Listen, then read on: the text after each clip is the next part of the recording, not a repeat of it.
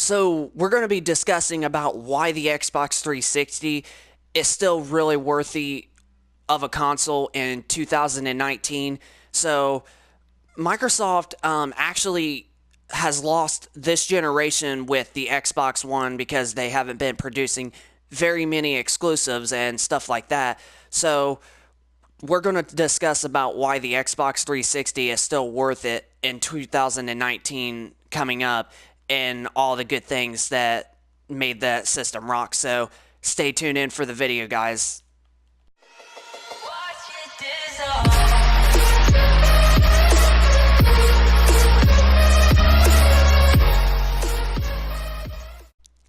So Microsoft released the Xbox 360 back on November 22nd of 2005.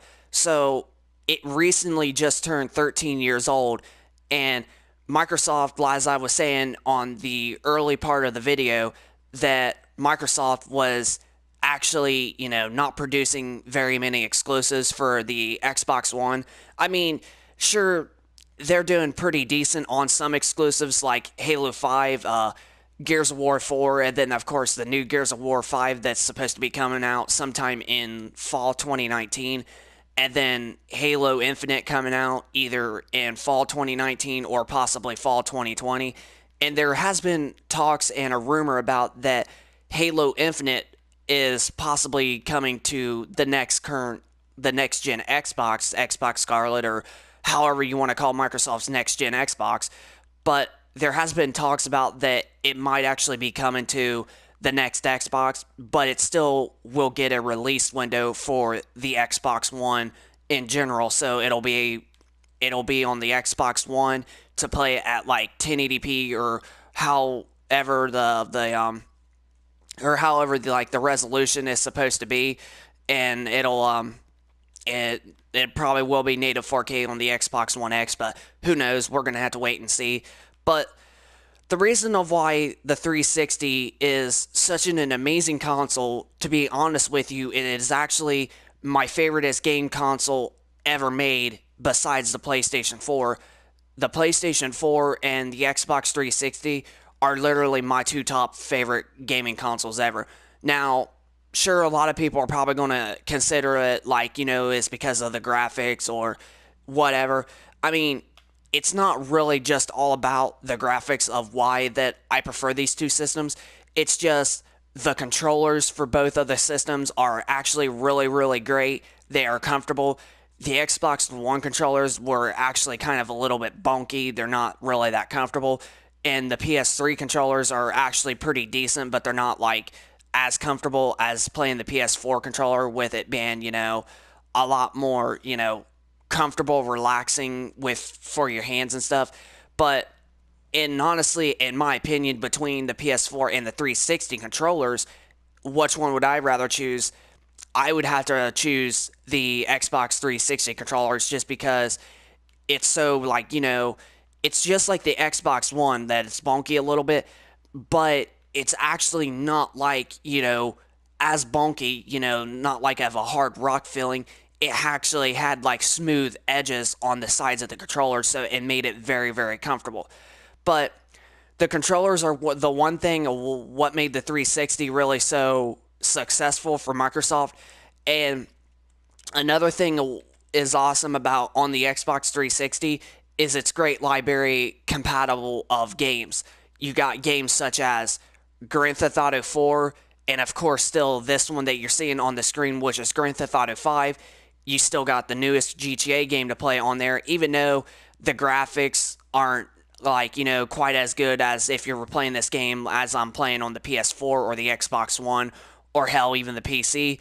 But honestly, in my opinion, I thought the graphics for GTA 5 on the PlayStation 3 and the Xbox 360 actually still didn't look pretty bad at all. They actually still looked pretty decent if you think about it. They actually looked like really decent in my opinion, in my eyes. So that's what I meant to say. But then you also got Red Dead Redemption, a prequel from, well, technically a sequel from the second Red Dead game that has just released about 2 months ago. And then you also got all Call of Duty games. You got like 11 Call of Duty games, all from, you know, Call of Duty 2 from Call of Duty Black Ops 3. Even though a lot of people said that Black Ops 3 on the 360 and the PS3 was actually not really all that great in performance and graphics wise. They said everybody was saying that the game looked like it was like a Nintendo 64 type game because of the graphics, but I'm not going to lie, I didn't think the graphics looked all that great, but they didn't look super super bad like everybody was considering that they were. But they didn't really look as good as like the previous Call of Duty games on the 360, Ghost, and then such as Advanced Warfare, and then Black Ops 2.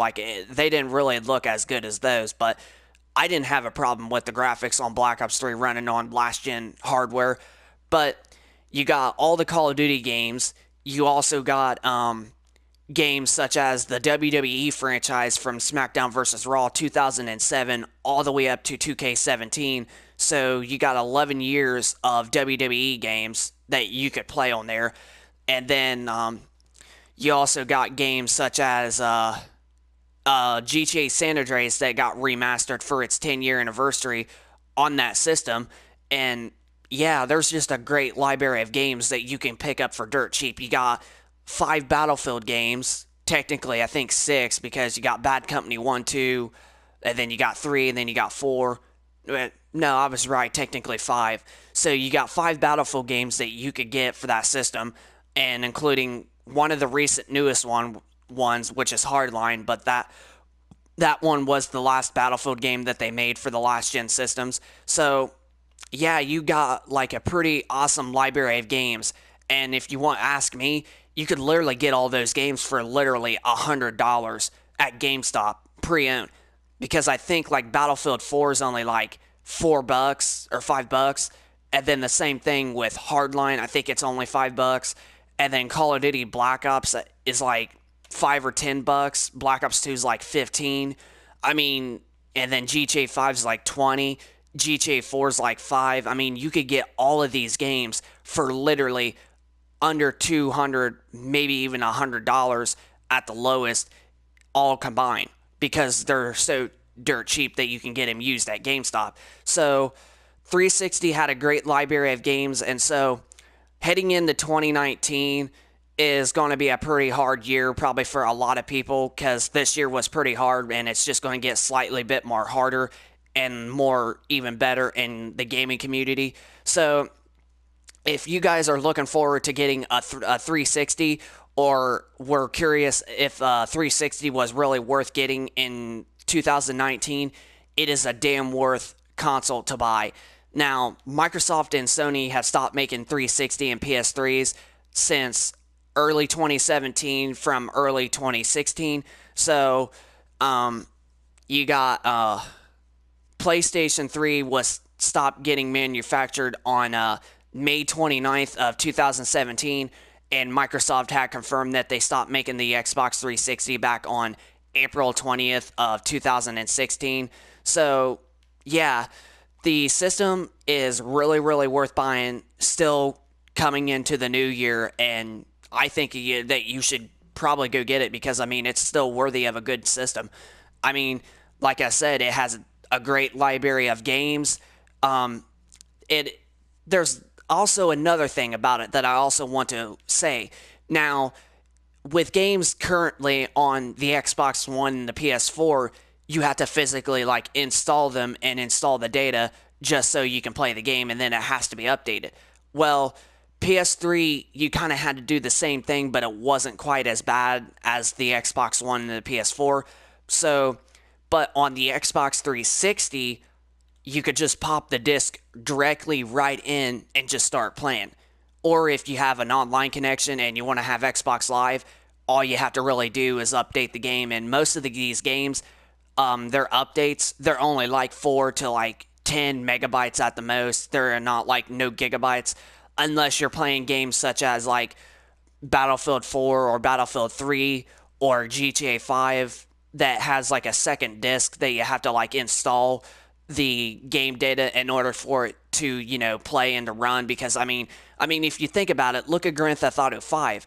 it is the biggest map in any GTA game that Rockstar has ever created. And they even said it once the game was released that it was their biggest map that they have created in any Grand Theft Auto game. So, and especially fitting it on the older gen consoles, yeah, you're going to have to download some like updates and install some data for the game in order for it to, be able to play properly on those consoles.